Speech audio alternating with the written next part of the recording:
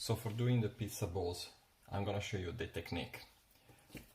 So you actually have to take the ball and with your palm, you actually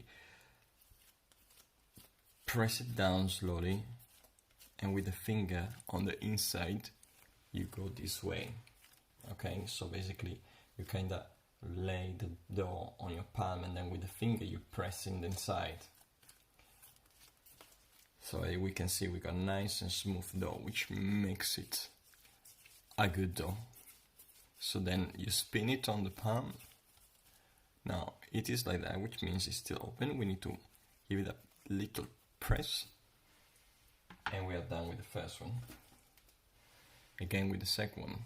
So we palm,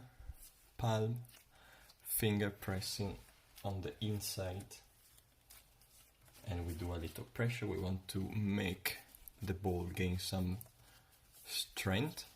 We spin it again, and it's open, of course, so we're gonna close it and place it inside again the container. With the third one, again, I can show you, palm, and then we spin it, and then we close it. There we go, and we place it here. So now, lids on top of the container, close it. I'm gonna put it in the fridge for about 48 hours, depends when you need it.